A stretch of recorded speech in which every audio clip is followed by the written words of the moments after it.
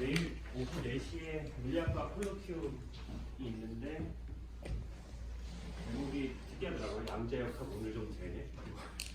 보통 콜로키움을 그렇게 대중적으로 하는 스타일이 아닌데 포항대 경우에는 이번에 서울관대 김윤배 교수님이라고 학생 그러니까 책을 많이 쓰신 것 같아요. 양자역학 관련된 텍스트북을 쓰시고 그래서 수업도 많이 하시고 그래서 양자역학을 책도 쓰시고 수업 많이 해보시면서 학생들이 어떤 거에 어려움을 느끼고 자신감이 없어지고 궁금한 건 뭔지 이런 것들을 조금 많이 배우신 것 같은데 그거에 대해서 좀 콜로키움을 하실 것 같아요. 그래서 딱 여러분들 양자 물리 입문을 듣고 있는 여러분들한테 딱 적당한 콜로키움이거든요. 4시에 그 공학삼동 3층에 302호라고 제일 큰 그 강의실이 있는데 거기서 콜로키움을 할 테니까 가서 한번 들어보세요.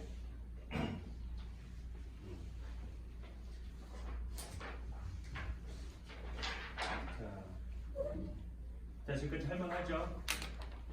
네, 좋습니다. 역시.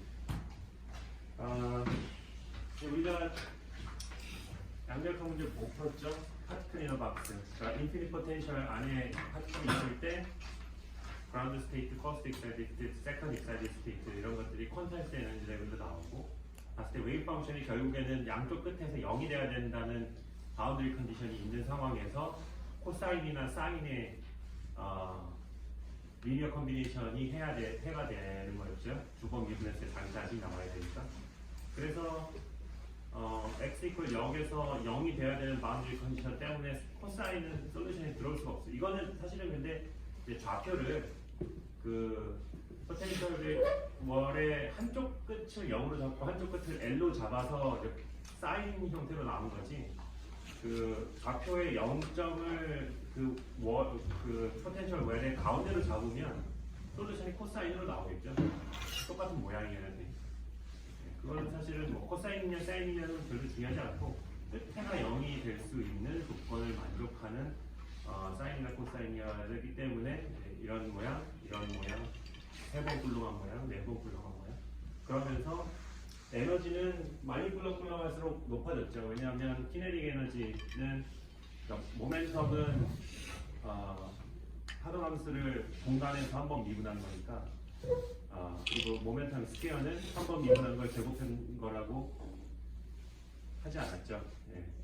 포텐셜 스퀘어는 두 번 미분한 겁니다. 한 번 미분한 걸 제곱하는 게 아니에요.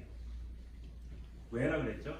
그 웨이브 펑션의 이틀이 I, Px 오버 H바였는데 그때 P가 나오려면 한 번 미분한 거고 P 제곱이 나오려면 한 번 미분한 걸 제곱하는 게 아니고 두 번 미분해야 P가 두 번 나와서 P 제곱이 되는 거죠. 그래서 그거는 헷갈리면 안 돼요.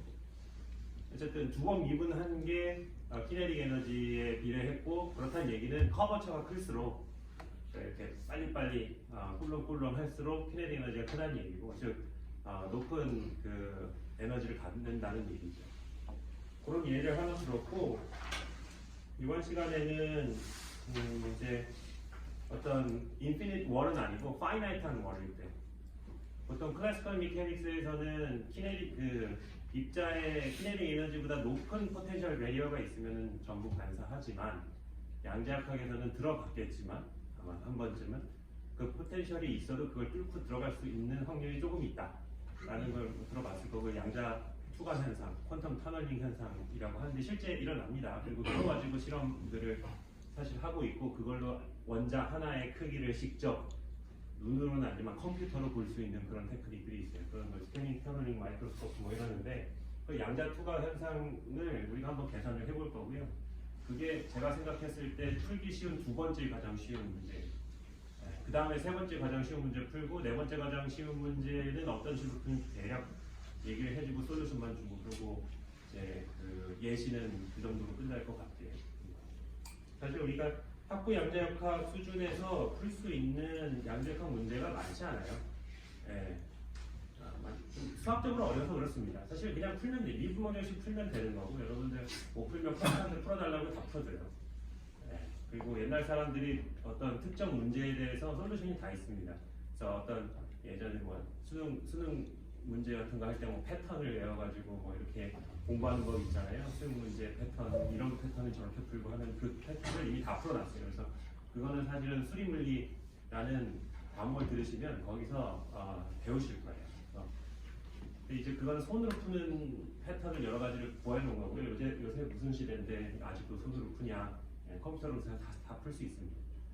물론 이제 손으로 풀어서 거기서 나오는 수학을 음미해가지고 그 의미를 즐기고 유희를 즐기고 좀 그러면서 거기서의 숨겨 있는 물리를 더 느낄 수 있고 거기서 더 새로운 걸 생각해 볼 수 있는 여지는 사실 손으로 풀어야만 알 수 있고 컴퓨터에 넣어서 답이 나오면 그냥 답이 나오는 걸로 끝나는데 손으로 풀다 보면은 거기서 이제 의미를 좀 이해할 수 있는 그런 경우에는 굉장히 쉬운 문제들을 주로 풀고 복잡한 실제 실험할 때는 포텐셜이 막 인피니트하고 그러진 않고 파이나이트 하고요. 왼쪽과 오른쪽이 다르기도 하고 그다음에 이게 뭐 쭉 올라가는 게 아니고 스무드하게 올라갈 수도 있고 뭐 가파르게 올라갈 수도 있고 오른쪽은 스무드 왼쪽은 가파르게 또 오른쪽은 꾸물렁꾸물렁 왼쪽은 스무드하게 이런 여러 가지 상황들을 사실은 손으로 풀 수 없습니다. 이거는 다 컴퓨터로 풀고요. 실제 연구에서는 그렇게 되는데 뭐 연습이죠. 자.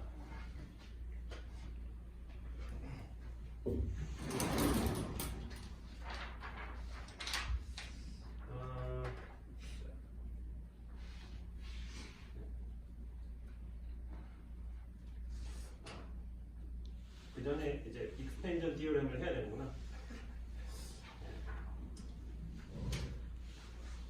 우리 저번 시간에 그래서 파티클 박스 프로블럼을 풀었고 이제 이 인테그랄에 대한 얘기를 했었죠. dx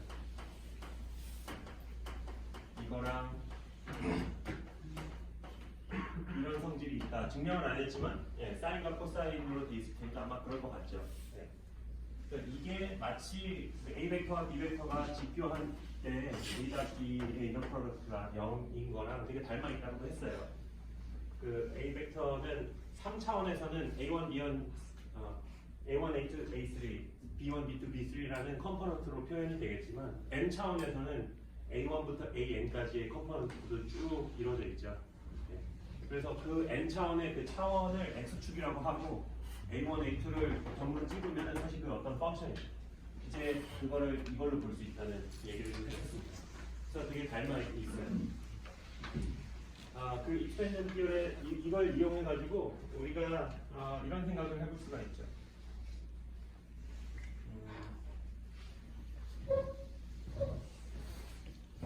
만약에 어떤 arbitrary wave 펑션이 x equal 0과 x equal A에서 0일 때, 그러니까 파트리너 박스에서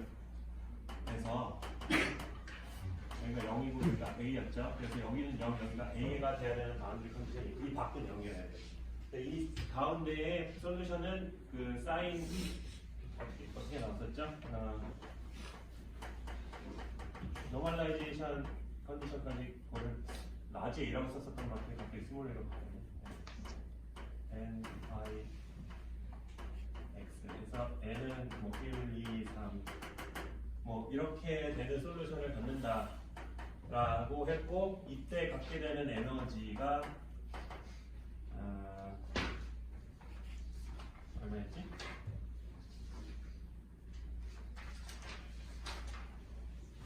뭐 n 제곱이었죠? 5분의 n 제곱, 8n a분의 파이 제곱 n 제곱인가? 하여튼 뭐 n 제곱의 비례는 뭐였어요? 저도 기억이 안 나요. 이걸 다시 미분해가지고 하면은 나오고 이걸 두 번 미분하면은 뭐 n 제곱, 파이 제곱, a 제곱이 나올 거고 그거에 2n분의 h 바를 곱하면은 그게 키네틱 에너지고 포텐셜이 0이니까 그게 에너지겠죠. 뭐 그런 식으로 쉽게 생각할 수 있습니다. 여기까지. 요거는 생각할 필요 없죠. 그죠? 다시 키네틱 에너지 이거였죠. 2n분의 h 바 이거에 이거였는데 요게 두 번 미분하면은 n 제곱, 파이 제곱 마이너스 a 제곱, n 제곱, 파이 제곱 나오고 그 다음에 그 사이가 나오는 거잖아요. 네, 거기에 요게 곱해져 있는 거니까. 그러니까 2m a 제곱 분의 h 시바 제곱, n 제곱, 파이 제곱이 에너지죠. 이거는 사실 외울 필요가 없고 그냥 소금 미분하면 나오는 거잖아요. 그런데 이때 요 성질을 이용하면 우리가 아비트러리한 이거는 이제 이 웨이브 펑션은 이런 모양, 이런 모양, 이런 모양을 가져야 된다라고 우리가 배웠는데 우리가 그 슈레딩거 이퀘이션은 리니어 이퀘이션이기 때문에 사실 U1과 U2라는 웨이브 펑션도 똑같은 슈레딩거 이퀘이션의 솔루션이죠. 네. 단지 이제 아이겐 에너지의 값이 달라질 뿐이겠죠. 똑같은 솔루션, 그러니까 얘네도 슈레딩거 이퀘이션을 만족할 수밖에 없습니다. 얘도 만족하고 얘도 만족하니까. 그러면은 여기다가 2를 곱해도 만족할 거고 3을 곱해도 만족할 거고. 그러니까 뭐 제너럴하게 A1, U1, A2, U2 해가지고 AN, UN 그래서 뭐 이런 컨비네이션이 사실 다 이퀘이션 그 웨이브 펑션 이 슈레딩거 이퀘이션을 만족하는 웨이브 펑션이에요. 그래서 이거를 좀 다르게 써보겠습니다. 일단 arbitrary wave 펑션을 우리가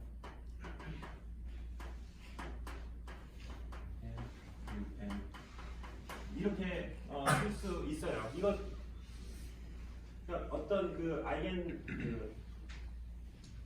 아이겐 솔루션이라고 하죠. 우리가 다시 용어를 좀 정리할게요. 어떤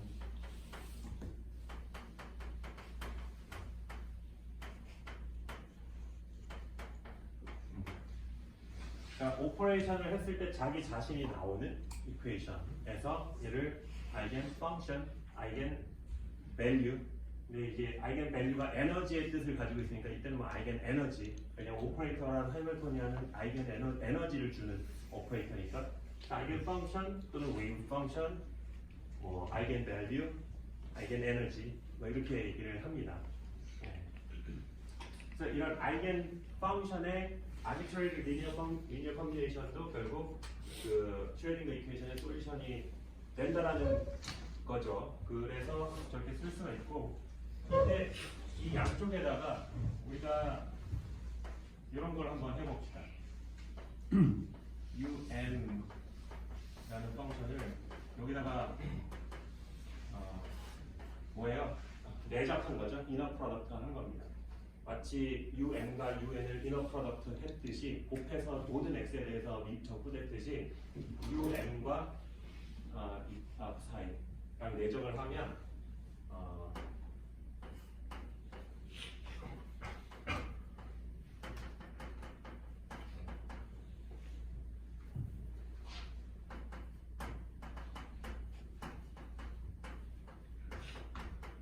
네, 이렇게 되죠.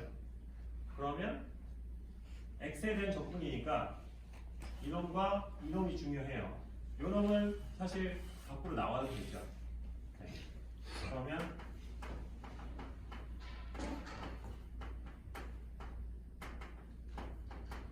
a는 밖으로 나오고 x에 대한 함수가 밸류가 아니니까 그러면 안에는 이게 남죠. 이게 뭐예요? 이게 델타 mn이라고 했잖아요. 그럼 이게 뭐예요? 1부터 무한대까지 an의 델타 mn. 즉 n이 1부터 무한대까지 쭉 서메이션을 하는데 n이 n일 때만 유하는 값을 주고 m이 n이 아니면 다 0이죠. 그러니까 얘는 m이 나오겠죠. 그죠?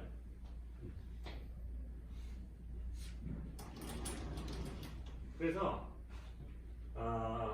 이런 arbitrary한 웨이브 펑션이 있을 때 이 arbitrary 웨이브 펑션에 un이라는 컴포넌트가 얼마나 섞여 있는지를 나타내주는 요 amplitude an을 구하려면 이 arbitrary 웨이브 펑션에 un을 내적하면 된다라는 얘기입니다. 여기서는 m을 이제 내적했으니까 um을 내적하면 am이 튀어나온다 라는 얘기예요. 이걸 좀 느껴보세요. 그러니까 어떤 펑션이 있어요. 어떤 이상한 모양이 있는데 이거를 그 사인 코사인으로 사실 퓨리어 트랜스폼 한 거죠.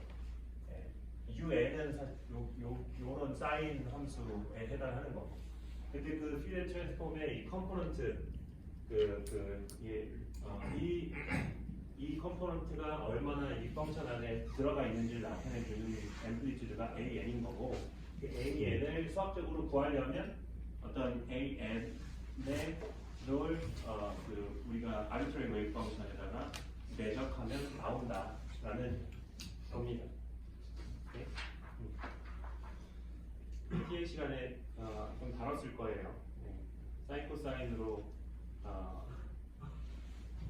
퓨리어 트랜스폼을 했을 때 그 퓨리어 트랜스폼 코에피션트를 구하기 위해서 사인을 해가지고 전체에 대해서 적분을 하면 나온다. 뭐 그런 거 했었을 겁니다. 뭐 이렇게 그거 하나 짚고 넘어가고요. 나머지는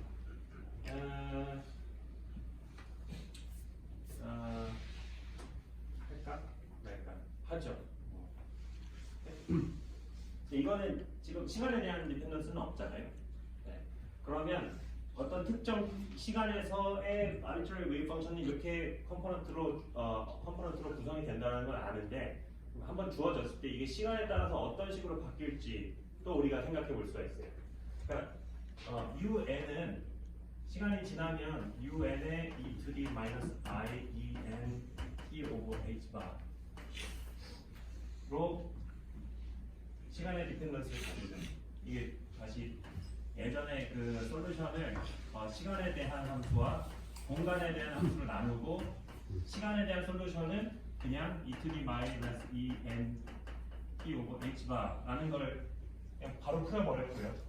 뭐야 이거 쉽네 하고 너무 제끼고 공간에 대한 솔루션만 우리가 풀었죠. 왜냐하면은 포텐셜이 공간에 대한 함수만 있으니까. 시간에 대해서 디펜드하지 않으니까 포텐셜이 시간에 대해 디펜드하면 에너지가 컨저브가 안 되는 거죠. 그죠? 그래서 그런 문제는 다루지 않겠습니다. 학부에서. 그래서 대부분의 이제 복잡한 계산은 여기서 나오는 거고 시간에 대한 디펜던스는 그냥 이 솔루션이 가지고 있는 이 에너지, 그러니까 UN이 가지고 있는 이 에너지에 비례해서 페이지가 점점 쌓여가는 거예요. 그렇죠? 이 n이라는 레이트로 계속 쌓여가는 거죠. 그래서 un은 뭐 t equal 0일 때 un이라고 하면 t일 때는 이런 페이지가 엑스트라로 붙는 거죠. 그러면은 페이지 같은 시간이 지났을 때 페이지가 얼마나 붙을 거냐는 이 에너지가 결정을 합니다. 근데 보면은 이 푸사이는 에너지가 얼마냐라고 하면은 조금 애매해요. 왜냐하면 서로 다른 이 에너지를 가지고 있는 애들의 커뮤니케이션이잖아요.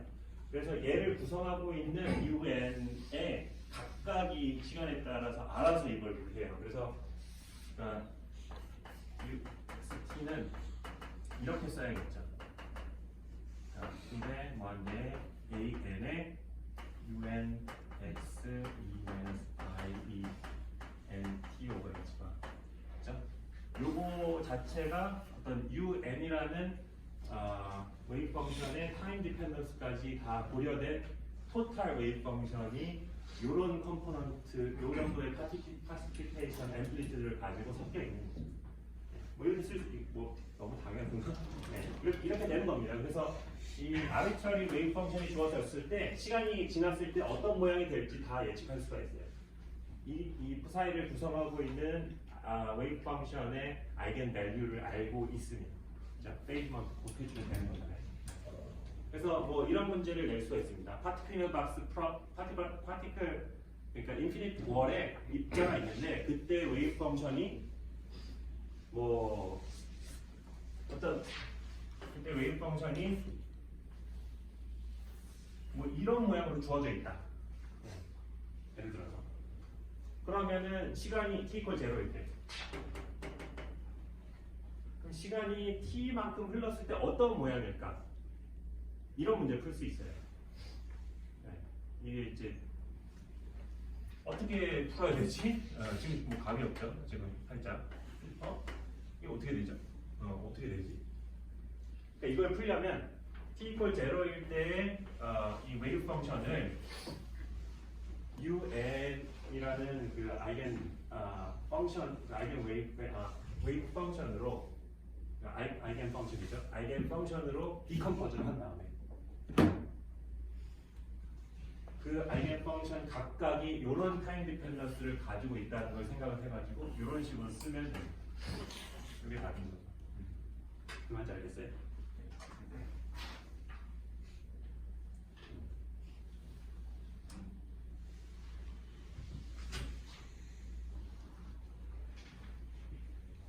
이건 좀 어려운 문제예요, 사실. 이런 문제는 뭐 이런 거 중간고사에 낼 것 같지는 않아요. 걱정은 마시고. 근데 이제 양자분리 1이나 2 들으면 이런 문제가 나오겠죠. 다시 설명하자면 일단 아비트러리 웨이브 펑션이 주어지는 문제가 있을 수 있습니다. 여러분들한테 아이겐 펑션을 구하여라라는 문제가 아주 티피컬한 양자역학 문제고요. 2차 웨이브 펑션이 풀어서 이걸 구하면 되고. 근데 이제 네, 걔네들은 그러니까 아이겐 펑션이잖아요. 그러니까 고유적인 어떤 고유의 솔루션이거든요. 네. 근데 아까도 얘기했지만 그 고유의 솔루션이 arbitrary combination도 솔루션이에요. 그러니까 걔네들은 그거죠. 기주공명 실험 같은 거 해보면 그 길이에 맞는 딱 그 특정한 음들이 있잖아요. 음파들이 공명을 일으키는 음파들이 있어요. 딱 그 상황이죠. 지금 파트게이너 박스가 딱 그 상황이에요. 기주공명에서 양쪽이 막혀 있다면, 양쪽이 뚫려 있다면 이제 거기서의 그 음파의 진폭이 최대가 되는 솔루션을 찾는 거고, 기주공명의 한 면이 막혀 있다면 그 면은 그 음파의 앰플리튜드가 제로가 되는 바운더리 컨디션을 주고 풀죠. 이거 일반 분리 시간에 풀었을 거예요. 정확히 똑같습니다. 정확히 똑같아요. 그 솔루션입니다. 이거 양쪽이 막혀 있는 기주공명은 안 들어갔을 거예요. 왜냐면 양쪽이 막혀 있으면 실험을 할 수가 없으니까. 음을 넣을 수가 없으니까. 근데 이제 똑같죠. 똑같은 거고.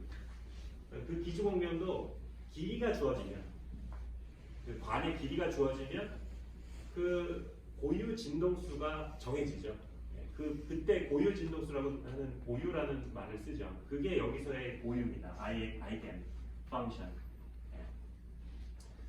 뭐 또는 그 뭐 말고 뭐지 튜닝 포크를 탕 치면 이제 그 모양과 그거에 의해서 정해진 440Hz가 찡 나오는 그게 고유 진동수잖아요. 그것도 이제 그 모양이 주어지면 그 고유 진동수가 나오는데, 근데 이제 고유 진동수는 그렇게 이제 어떤 고유한 솔루션이고, 근데 꼭 그 음으로만 나오라는 법은 없어요. 그때 공명을 이룬다는 것 뿐이지 그 안에는 사실 어떤 형태의 음파도 존재할 수 있습니다. 바운더리 컨디션만 만족하면, 사실 바운더리 컨디션만 만족하면 안에서는 어떤 형태의 그 음이 다 존재할 수가 있는데, 포인트는 뭐냐면 그 아비트러리한 모양의 음을 고유 솔루션으로 디컴포즈를 할 수 있다. 이렇게 고유 솔루션으로 디컴포즈를 할 수 있다는 의미에서 여기에 특별하게 고유라는 이름을 붙인 겁니다. 원형이라고 볼 수 있죠.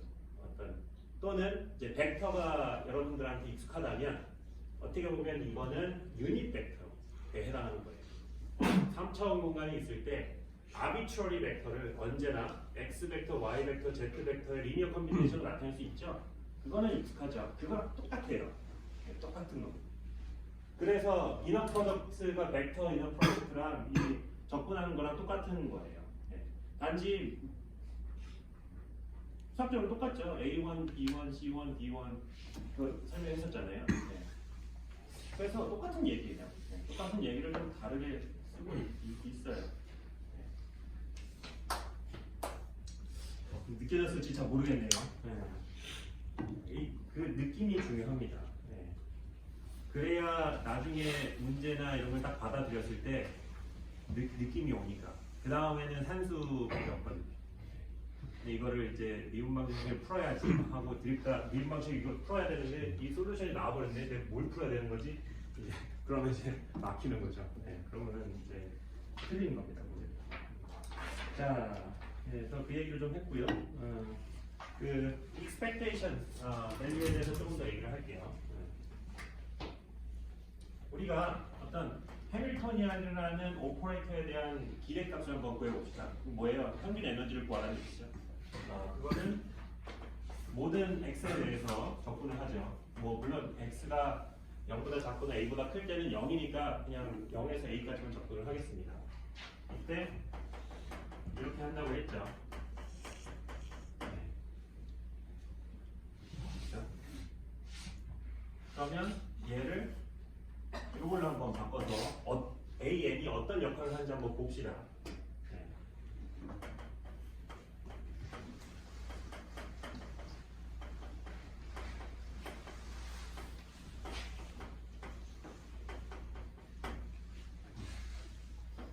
그러면 A를 밖으로 뺄 수가 있고 여기서 여기까지 dx에 i x에 요거랑 요거 하면 뭐예요? 그냥 en un이죠. 네. 그러면 요 놈을 잘 보면 얘는 이제 x 디펜던스 없으니까 이것도 밖으로 나올 수가 있어요. 요 놈을 보면 이게 뭐예요? 이게 뭐죠?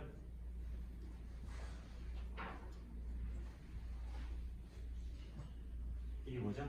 A의 뭐죠? N? 좀 더.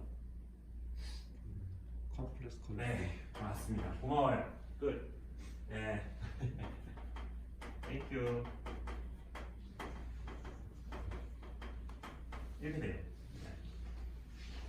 근데 우리 우리 이건 알고 있잖아요. 뭐 이거는 다 알구나. 그러니까 그 노멀라이제이션 컨디션 때문에 여기서 a까지 사이 x랑 x를 적분하면 이게 1이 나와야 되는 거 알고 있죠? 이게 뭘 것 같아요? 이거죠? 그냥 생략할게요. 중간에 과정. 얘도 이거에 대해서 am, um 이거고 얘도 이거에 대해서 am, un 이거니까 얘랑 얘거를 하면은 델타 mn이 나온다며. 그러면 m과 n이 같을 때만 서메이션이 되니까 이렇게 되죠. 네. 근데 이게 1이라는 얘기입니다. 네. 그래서 an 제곱이 의미하는 게 뭘까? an 제곱 앱솔루트 스퀘어는 이 웨이브 펑션 안에 이 n이라는 컴포넌트가 측정될 확률을 나타내 주는 거죠. 아비트러리 웨이브 펑션 안에 un이라는 아이겐 솔루션이 측정될 그러니까 u 사이를 측정했을 때 un이라는 형태로 측정될 확률을 나타내 주는 겁니다. 그래서 그 확률의 합은 1이어야 되고요. 노멀라이제이션 돼야 되니까. 그래서 un이 측정이 될 확률은 un으로 측정될 확률, 다시 얘기하죠. p사이를 측정했을 때 그 p사이가 un으로 측정될 확률을 an absolute square라고 보는 거죠. 지금 식이 그렇잖아요. 그래서 expectation value잖아요. 이 n이 나올 확률, 즉 un으로 측정된다는 얘기는 뭐예요? 에너지가 EN으로 측정된다는 얘기죠. 그래서 EN으로 측정될 확률이 AN absolute square입니다. 그래서 에너지 expectation value가 저렇게 나오는 겁니다. 네. 그리고 그 UN으로 측정될 확률을 모든 N에 대해서 다 합치면 1이 돼야겠죠. 뭐 당연한 얘기죠. 네. 근데 사실 그렇게 당연하지 않은데 이렇게 보자라는 겁니다. 이걸 이제 인터프리테이션 한다고 그러는데요. 이런 익스펜션 코에피션트의 의미를 우리가 좀 더 받아들이기 쉽게 이런 식으로 한번 해석하자라는 의미예요. 그냥 뭐 당연하다 그러면 그냥 받아들이면 되니까.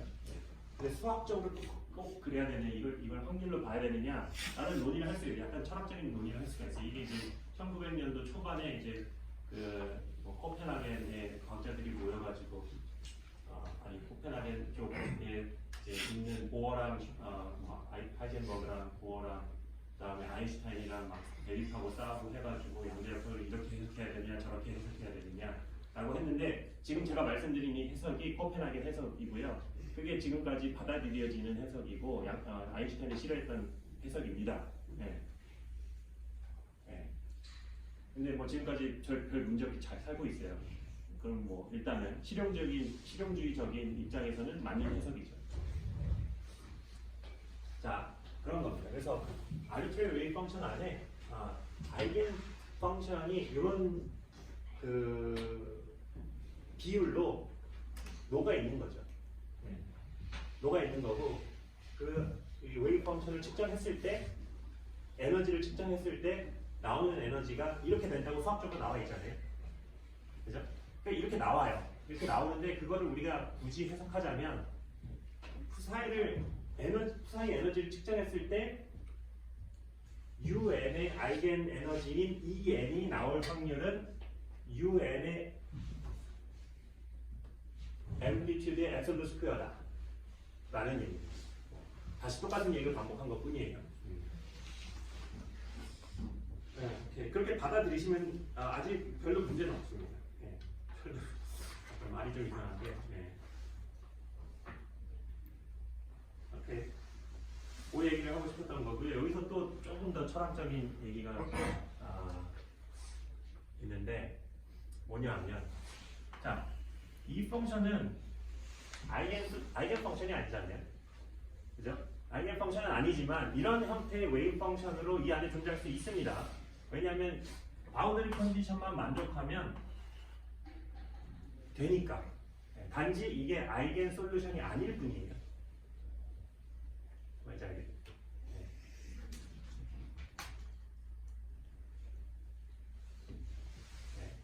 같은 얘기에서 하는 거예요. 단지 여기에 지금 존재하고 있는 이 웨이브 펑션이 모양이 이상하죠. 아이겐 솔루션이 아니지만 바운더리 컨디션만 만족하면 사실 슈렐딩거 이퀘이션은 이게 솔루션이 될 수 있어요. 왜냐하면은 다시 말하지만 U1, U2, U3만 솔루션이 아니에요. U1, U2, U3의 arbitrary linear combination도 솔루션이기 때문에 이 arbitrary 펑션을 아이겐 펑션의 컨비네이션으로 나타낼 수만 있으면 걔도 아이겐 펑션이, 걔도 솔루션이에요. 걔도 양자역학적으로 전혀 문제가 없는 솔루션입니다. 그죠? 문제가 없어요. 사실 어떤 펑션도 익스펜션을 할 수 있기 때문에 어떤 펑션도 사실 이 안에 존재할 수가 있어요. 그죠? 근데 이런 모양의 어떤 웨이브 펑션을 가지고 있는 입자가 있다고 했을 때 이 입자의 에너지를 측정한다.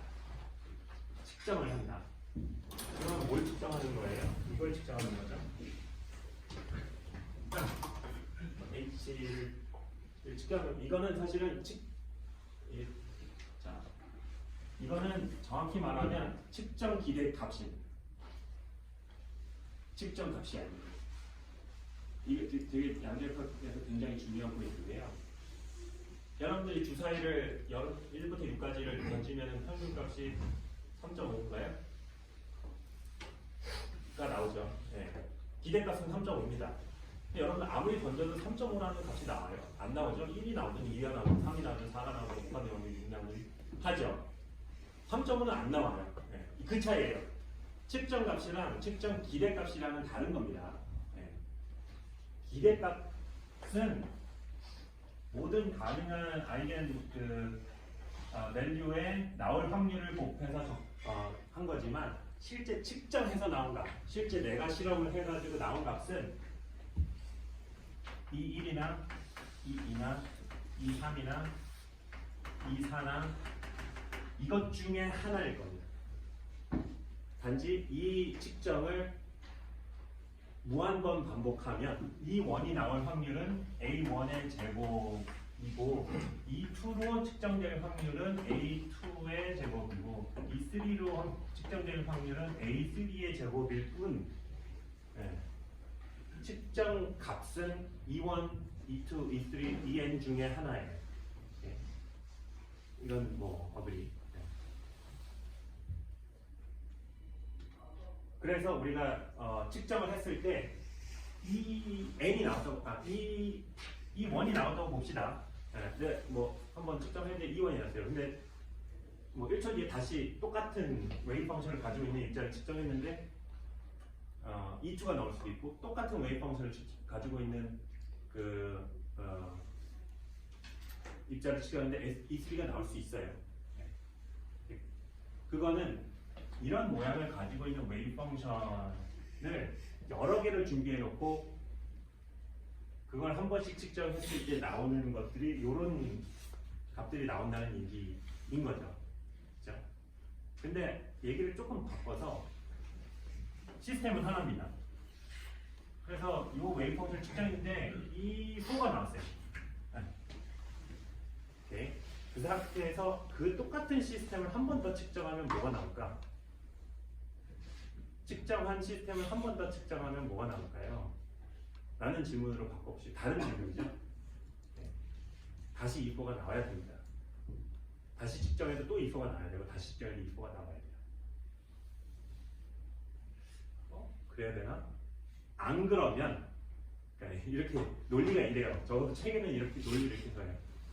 똑같은 시스템을 여러 번 측정해서 계속 다른 값이 나오면 그 측정을 믿을 수가 없다. 측정이 잘못됐다. 라고 받아들일 수밖에 없죠. 그러니까 측정을 반복할 때 그 인터벌을 아비트러리하게 짧게 할 수가 있잖아요. 뭐 1초 뒤에 다시 측정할 수도 있고 0.1초 뒤에 다시 측정할 수도 있고 10의 마이너스 30승 초에 뒤에 다시 측정할 수도 있고 10의 마이너스 200억 승 뒤에 다시 측정할 수도 있고 인피니티데시멀하게 계속 측정할 수가 있어요. 근데 그게 계속 다르게 나오면 안 되죠. 그게 피지컬리 하지 않죠. 이게 아규먼트입니다. 네. 그래서 같은 시스템을 여러 번 측정했을 때는 같은 결과가 나와야 된다 라는 아규먼트예요. 뭐 예를 들어서 입자가 있어요. 내가 여기 있는 걸 지금 봤어. 계속 봐. 그래서 아주 짧은 시간 동안에 100억 번을 봤어요. 계속 그게 달라요. 그럼 걔는 거기 있는 거예요, 없는 거예요? 모르는 거죠. 네. 그럼 측정이 안 된 거예요. 이런 이게 말하면서도 이게 지금 받아들일지 잘 모르겠는데 이게 최선입니다. 네, 이게 최선이고요. 이게 여러분들 헷갈리는 게 너무나 당연해요. 왜냐하면 아인슈타인이랑 보어랑 이 사람들도 다 헷갈려가지고 서로 물고 뜯고 싸웠기 때문에 물론 실제 피지컬하게 싸우진 않았겠지만 논리적으로 아인슈타인이 그런 말 있잖아요. 달이 저기 있는데 내가 그걸 보지 않더라도 다른 저기 있는 거 아니냐 뭐 이런 거 어디서 들어봤을 거예요. 안 들어봤다든지 지금 한번 생각해 보세요. 달을 내가 꼭 측정을 해야만 저기 있는 거냐? 내가 다리를 안 봐도 다른 적이 있는 거 아니냐? 이게 말이 되는 것 같죠?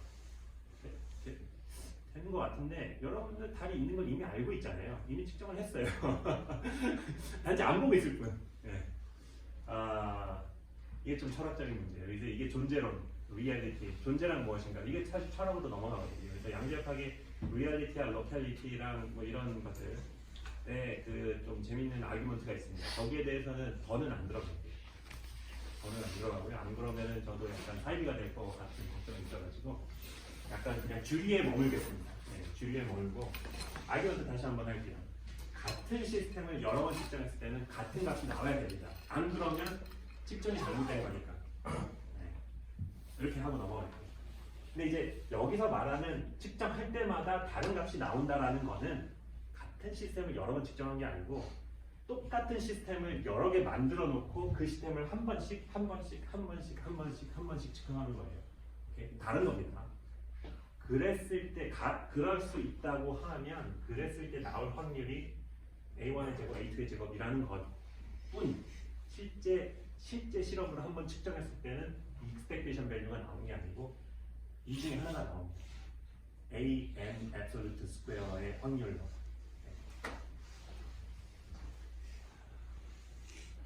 그게 이제 주류적인 양자역학의 해석이고요. 코펜하겐 해석이라고 부릅니다. 근데 그 덴마크의 코펜하겐이라는 스토죠. 아마 거기 왕궁도 있고 거기서 학회를 한번 했었는데 이제 그 솔베이 컨퍼런스의 시리즈 중에 하나를 거기서 했다고 하더라고요. 이제 클래스룸에 들어가서 막 사진도 찍고 그랬는데 무슨 의미가 있겠습니까? 참 이게 1900년도 초반이면 우리 뭐 하고 있죠? 일제강점기인가요? 네. 우리 그러고 있을 때 저기서는 뭐 양자역학이 있냐 없냐 철학적인 얘기를 하고 있었나 봐요. 자, 좋습니다. 그래서 측정의 의미에 대해서 좀 얘기했고요. 여기서 하나 더 나가볼까요? 네. 그 이거 어떻게 해석해야 돼요? 한번 측정해서 E4가 나왔어요. 그 다음 또 측정하면 또 E4고, 그 다음 측정하면 E4고, E4고, E4잖아요. 그럼 분명히 웨이브 펑션은 E4의 웨이브 펑션 모양일 거예요. 어떻게 되죠? 이게 1, 2, 이게 E4의 웨이브 펑션이죠. 그렇죠? 여러 번 측정이 계속 반복적으로 같은 시스템을 여러 번 측정했는데 계속 E4가 나오잖아요. 그럼 웨이브 펑션이 뭘까요? 물어보면 이거예요. 라고 하겠죠. 맞죠? 네. 이거여야 웨이브 펑션이 이거여야 E4가 계속 나올 거잖아요. 네. 그럼 뭐예요? 측정을 한번 함으로써 웨이브 펑션이 바뀌었습니다. 나의 측정으로 인해서 웨이브 펑션이 바뀌었어요. 여러분들이 측정하는 대상이 바뀝니다. 양자역학에서 측정으로 인해서 상태가 바뀌어요. 그거를 이제 받아들입니다. 그걸 이제 전자의 위치를 측정했을 때 포톤이 반사돼서 와야 우리가 안다고 하는데 그 반사되는 순간 사실은 이 전자는 어디론가 튕겨 나가버리죠. 그래서 다른 상태로 바뀌죠. 요거를 좀 수식적으로 표현한 것 뿐입니다. 내가 측정을 함으로써 상태가 바뀌어요. 이게 말이 그래서 누가 그랬을까요? 아인슈타인이 그랬을까요? 그래서 슈레딩거가 그랬을까요? 슈레딩거의 고양이라는 그 사고 실험이 있죠. 고양이가 박스 안에 있는데 정확히 말하자면 그 안에 이제 방사능 물질이 있어서 이 방사능 물질이 붕괴할 확률이 50, 안 할 확률이 50인 양자역학, 방사능 붕괴가 양자역학적이거든요.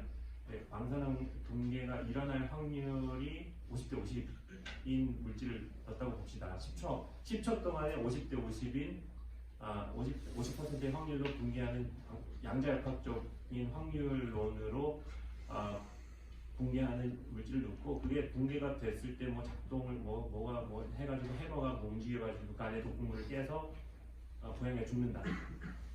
붕괴를 안 했다면 10초 동안에 붕괴를 안 했다면 고양이는 살아있다. 그 박스에 가려져 있고 우리는 볼 수가 없다. 그럼 10초가 지났다. 고양이가 살아있느냐 죽어있느냐 이런 거. 그러면은 살아있을 확률 반, 죽어있을 확률 반입니다. 라는 거겠죠. 근데 이걸 이제 우리가 측정하는 순간 살았네 하면 걔는 산 거예요. 네. 했는데 죽었네. 그럼 걔는 죽는 거예요. 그 측정 이후로 반반이 섞여 있는 애매한 상태에서 측정을 함으로써 확실한 상태 하나로 붕괴가 일어납니다. 컬랩스. 붕괴라고 우리 표현을 해요. 양자역학에서 컬랩스. 그래서 UN이 U1, U2, U3, U4, U5가 가능한 상태로 섞여 있다가 측정을 하는 순간 U4로 붕괴가 일어나서 그 뒤로는 계속 측정을 해도 계속 U4로만 나오는 거예요. 한번 열어서 고양이가 살아있으면 계속 살아있는 거죠. 살다 죽었다 살았다 죽었다를 막 무한소 시간 동안 계속 반복하면 시크하지 않잖아요. 뭐야 이거 사는 거죠. 그런 겁니다. 그게 슈레딩거의 고양이가 그거예요. 이겁니다. 측정이 양자 상태를 바꿀 수 있느냐 이게 말이 되느냐 그런 건데 그게 이제 대표적인 예시로 자리 잡았죠. 그래서 우리 고양이가 우리 대학교에도 많이 돌아다니는데 특히 공학삼동 주변에 돌아다니는 것 같더라고요.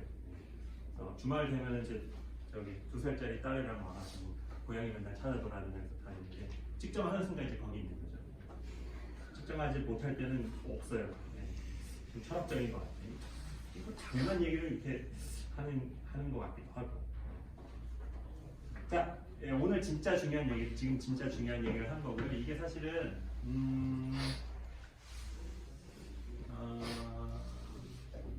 아직도 조금 저는 불편한데 그냥 그러려니 하면서 살고 있어요. 여러분들도 계속 그냥 익숙해지면은 익숙해질 수 있어요. 근데 뭐 받아들이고 안 받아들이고 상관없이 양자역학 문제 푸는 데는 전혀 문제는 없고요. 이창민 방정식 푸는 거랑 이거를 받아들이는 거랑 별 상관이 없잖아요. 자, 그래서 아까 얘기했던 대로 초반에 대해서 한번 문제를 풀어볼 거예요.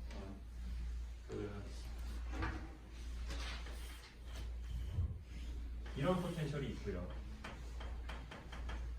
이 포텐셜이 V0만큼 있다고 봅시다. 여기 이걸 에너지라고 치자면은 얘가 0인 거고 입자의 키네틱 에너지가 이 정도 된다고 봅시다. 네, 이 정도. 그러면은 여기서는 뭐예요? 요게 2n분의 h제곱 k제곱으로 갈 거고 여기서는 2n분의 h제곱 뭐 q제곱 정도로 가겠죠. 이때 q제곱은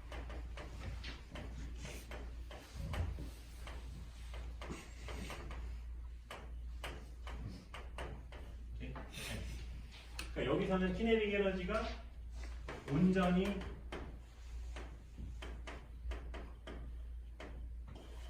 키네틱 에너지밖에 없고 여기서는 요 토탈 에너지가 키네틱 에너지 더하기 포텐셜 에너지여야 되잖아요. 그러니까 키네틱 에너지가 E-V0로 작아지는 거죠. 그래서 모멘텀이 작아지는 거죠. E-V0가 E보다 작은 거잖아요. 네, 그런 거예요. 네, 포텐셜이 그냥 높아져서 그러니까 공을 이렇게 공을 굴렸는데 이게 그 비타를 타고 이렇게 올라가면 공의 속도가 줄어들잖아요. 키네틱 에너지가 위치 에너지로 바뀌니까. 근데 이제 그 비탈이 너무 높아가지고 키네틱 에너지를 다 소모해도 다 못 올라가면 어떤 일이 일어나요? 다시 굴러서 돌아오죠. 반사가 일어나죠. 클래시컬 미케닉스에서. 네, 일단 여기에 대해서 먼저 봅시다. 일단은 클래시컬 미케닉스에서도 이제 투과할 수 있는 표현을 투과라고 하는데 이제 포텐셜 베리어가 있는데 그걸 이제 그 안으로 들어가는 겁니다. 근데 키네틱 에너지가 포텐셜 베리어보다 클 때를 생각하는 거예요 지금.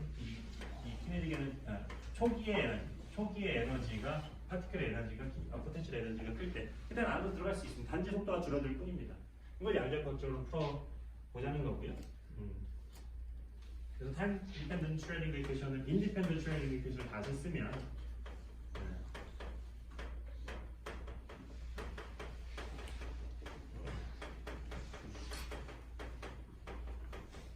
이렇게 되고 이게 U를 두 번 미분한 거랑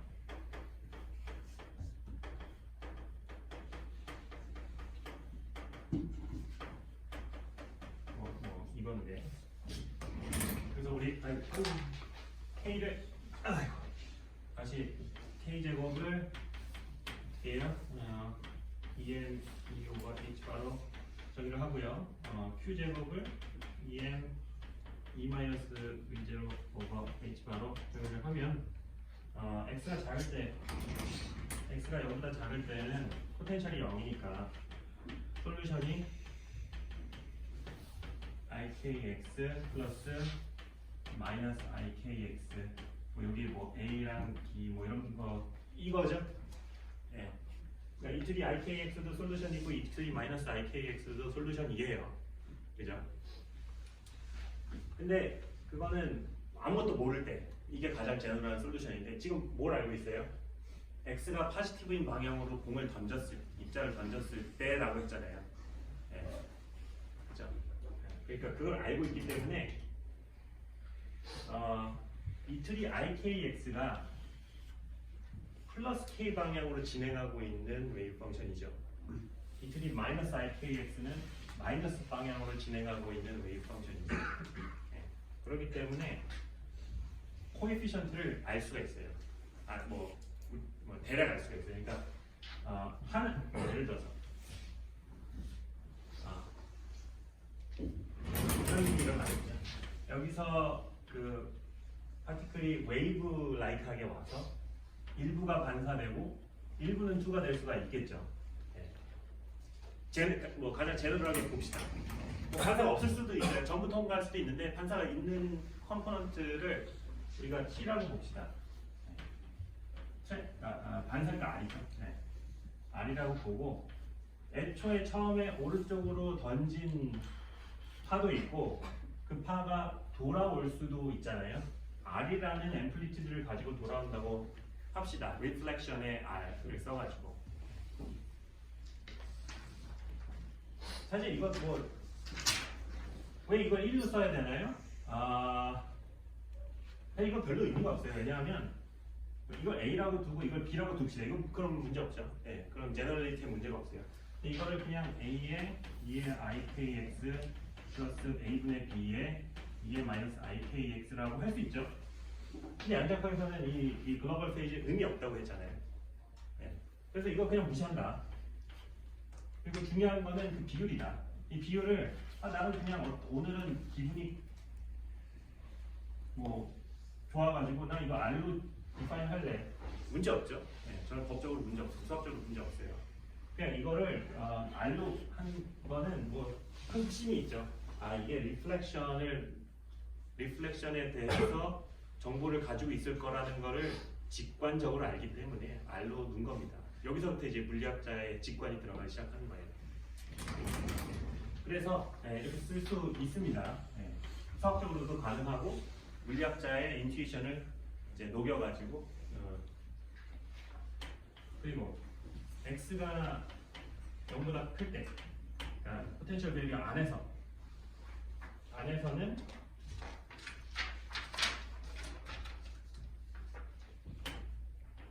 솔루션이 다시 C이기도 하죠. C E3 IQX죠. 이제는 K가 아니고 키네틱 에너지가 줄어들었으니까 플러스 D의 E3 마이너스 IQX라고 줄 수 있는데 이것도 뭐 이렇게 하면 되죠. C로 묶어주고 E3 IQX 이렇게 하지 말고요. 그 전에 보자. 이게 뭐예요? 그러니까 Q라는 모멘텀을 가지고 오른쪽으로 가고 있는 파와 Q라는 모멘텀을 가지고 왼쪽으로 가고 있는 파가 리니어 컨비네이션 돼 있는 게 가장 제너럴하다고 지금 쓴 거잖아요. 이게 가장 제너럴한 건데 우리 지금 피지컬 상황을 보면 애초에 이니셜하게 왼쪽에서 오른쪽으로 입자를 던졌기 때문에 반사가 일어나거나 투과하거나 밖에 없어요. 저 플러스 무한대에서 0쪽 방향으로 입자가 올 일은 없죠.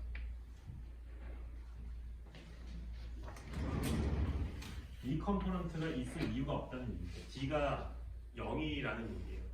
왜? 당연하니까. 직관. 설명을 생략한다. 뭐 너무 당연해서 이건 못해 설명. 그러니까 애초에 입자를 이렇게 던졌는데 저기서 플러스 무한대에서 내 쪽으로 오는 파가 있을 리가 없잖아요. x가 0보다 클 때는 x가 0보다 작을 때는 올 수 있죠. 반사해서 올 수가 있죠. 그래서 그걸 R이라는 코에피션트로 쓴 거고요. 이때는 그냥 이겁니다. 그래서 이거를 우리가 C를 나는 오늘 기분이 더 좋아가지고 난 이거 T로 쓸래. 근데 왜 그랬을까? 속마음을 한번 물어보면 트랜스미션의 T를 쓴 겁니다. 트랜스미션 투바.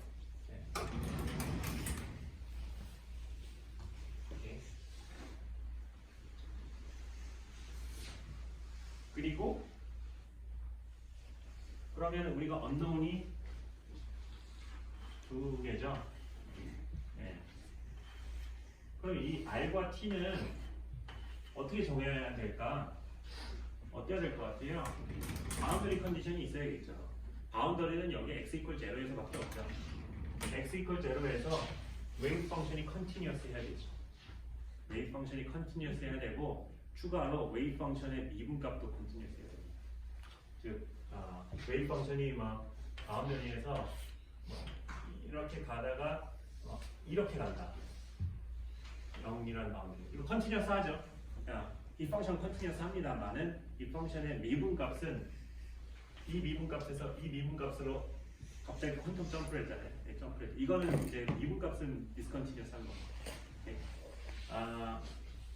교수님 뭐 웨이브 펑션이 컨티뉴어스 해야 되는 건 알겠어요. 웨이브 펑션이 컨티뉴어스 하지 않으면 x 이퀄 제로에서 입자가 있을 확률이 뭐냐라고 물어봤을 때 이것도 답이 되고 저것도 답이 되잖아요. 네. 그러면 안 될 것 같잖아요. 그러면 피지컬리 미닝풀하지 않을 것 같죠. 네. 그래서 그런 거고요. 미분값이 컨티뉴어스하다는 미분값이 컨티뉴어스하다는 거는 무슨 뜻일까요? 웨이브 펑션을 공간상에서 미분하면 뭐가 나오죠?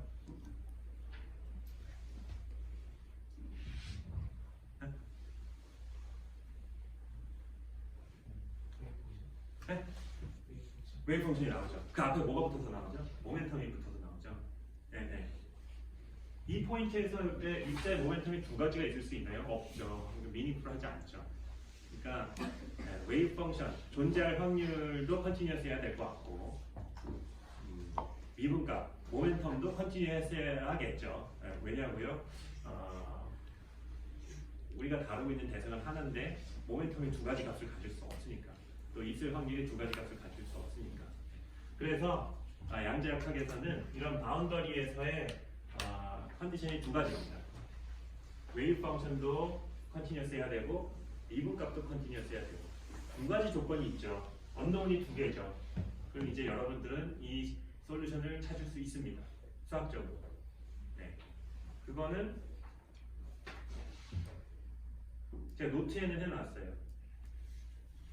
근데 이걸 해야 될까? 이것만 할까?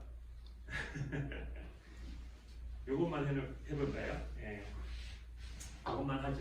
그러면 u가 x보다 작을 때에 x를 0으로 보내면 1 플러스 r이죠. 그리고 u가 x보다 클 때 x를 0으로 보내면 t죠. 그래서 1 플러스 r은 t여야 되는 조건이 하나가 있고요. 그 다음에 미분값이 컨티뉴어스 해야 된다고 했잖아요. 그러면 얘를 미분하면은 ik가 나오고 그 다음에 마이너스 ikr이 나오죠. 이거랑 iqt가 같아야 된다. k의 1-r이 qt여야 된다라는 조건이 있죠. 요거랑 이거를 섞으면 뭐 이거 구할 수 있죠. 구하면 뭐 어떻게 되냐 하면 r은 k 플러스 q분의 k 마이너스 q고요.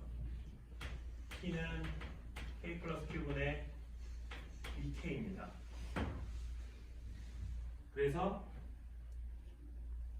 다 풀었어요. 네, 끝. 문제 끝. 근데 문제에서 이제 트랜스미션 할 확률을 구하여 라고 하면 t 스퀘어를 구하면 됩니다.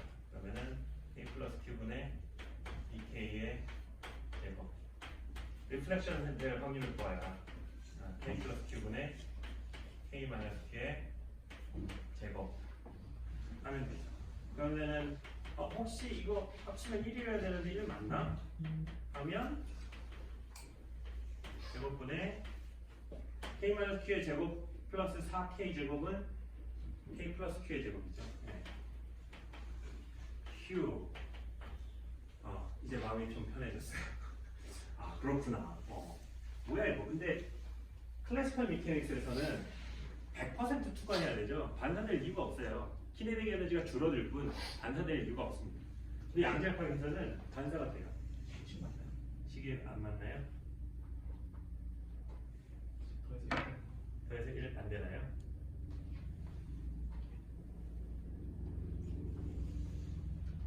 아래쪽은 이거고 위쪽은 k-q의 제곱 플러스 4k 제곱이니까 k 제곱 마이너스 2kq 1이 안 되네. 쏘리. 1이 안 되네요. 잠깐만. 뭐가 되지? k 제곱 오케이. 네. 자, 이거는 이제 확률이고요. 근데 이제 이게 일어났을 때 결과가 다르죠.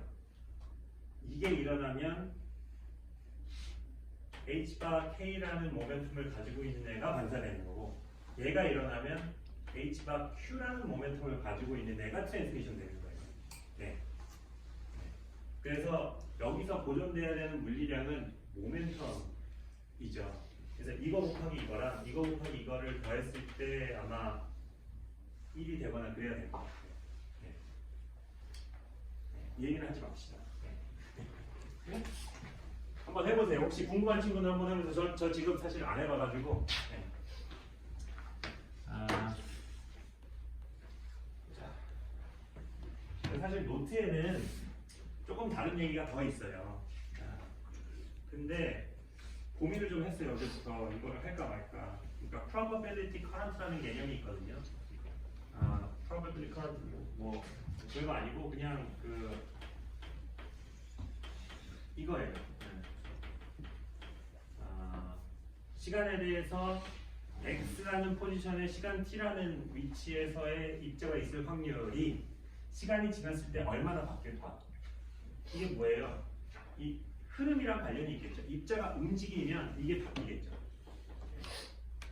그래서 입자가 실제 그러니까 여기서의 정확한 의미는 뭐냐면 존재할 확률의 속도예요. 그러니까 확률의 흐름인 거죠. 네. 여기 있을 확률이 점점 늘어난다는 얘기는 어디서부터 계속 입자가 이쪽으로 모인다는 얘기고 이 위치에 그 시간에서의 확률이 시간에 따라 감소한다는 얘기는 그 위치에 있는 입자가 어디론가 계속 나간다는 얘기거든요. 이게 일반 물리 때 가우스 법칙 같은 거 배웠잖아요. 그래서 가우스 법칙은 아니고 커런트를 한번 생각해봐요. 커런트는 전하의 움직임이죠. 그래서 플러스에서 마이너스 흐른다고 하죠. 전자는 마이너스 흐르는. 어쨌든 전하가 흐르면 차지가 어디에서는 높아지고 어디서는 작아질 거잖아요. 그래서 플러스에서 마이너스로 커런트가 흐른다고 칩시다.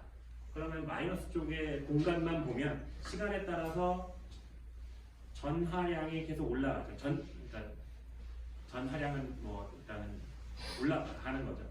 그러니까 흐름이 있으면 소스에서 드레인으로 커런트가 흐르면 드레인 쪽은 쌓이고 소스 쪽은 줄겠죠.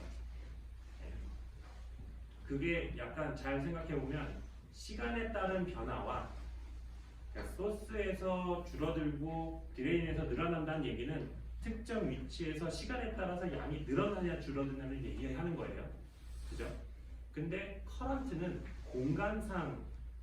공간상에서의 변화를 얘기하는 거거든요. 그래서 시간상의 변화와 공간상의 변화가 엮이는데 생각해보니까 지금 그걸 안 배웠을 것 같고요. 이게 사실 유체역학에서도 똑같은 걸 배웁니다. 유체역학에서도 우리 물리과에서는 사실 유체역학을 배우진 않는데 물이라는 게 흐르는 거, 전자라는 게 흐르는 게 전류고 물이 흐르는 게 유체잖아요. 유체 운동이잖아요. 확률도 똑같아요. 확률도 시간에 따라서 여기서 감소한다는 얘기는 그 공간에서 바깥쪽으로 확률이 퍼진다는 얘기이고요. 시간에 따라서 늘어난다는 얘기는 그 공간 주변에서 그 공간으로 입자가 들어온다는 얘기입니다. 그래서 그거를 이제 이렇게 쓸 수 있는데 가우스 법칙에서의 그거거든요. 공간으로 들어온 그러니까 시간에 대해서 줄어드는 만큼 공간에 대해서 늘어나고 하는 그 얘기를 이제 미분적으로 쓰는 건데 그 얘기를 할까 말까 했다는 얘기까지만 하고 다음 시간에 한번 시도를 해볼게요. 그래야 사실은 여기서 얻어진 솔루션의 의미를 좀 더 잘 알 수가 있거든요. 그래서 여기서부터는 지금 제가 얘기했던 거 무시해 주시고요. 저 얘기를 해야 사실 할 수 있는 논이라서 이거는 어떤 얘기로 좀 봐주시고 인간에 대한 모르겠네요. 이게 하는 게 맞는데 여러분들이 어렵다고 할까봐 안 하자고 하니 그러면 뒤쪽에 있는 물리를 또 의미할 수 없고 그런 항상 딜레마가 있습니다. 그래서 항상 고민이 있어요. 일단은 오늘은 여기까지 하고 뭐 어쨌든 간에 클래시컬 하게는 다 추가해야 되는데 양자역학적으로 반사해야 될 확률이 있는 거고요. 그 다음에 보겠지만 포텐셜 에너지가 키네틱 에너지, 그 이니셜 토탈 에너지보다 크면 클래시컬 하게는 다 반사해야 되지만 양자역학적으로는 추가할 수도 있습니다. 양자역학은 언제나 모든 게 다 일어날 수는 있어요. 확률이 적을 뿐. 왜 그럴까? 이게 사실 uncertainty principle이랑 또 관련이 있어요. 네. 그 얘기는 또 다음 시간에 마저 하겠습니다. 자, 오늘 여기까지 하고 다음 시간은 우리가 휴강인데 어떻게 되지? 이 다음 주도 휴강인데 이거 어떻게 되죠? 네,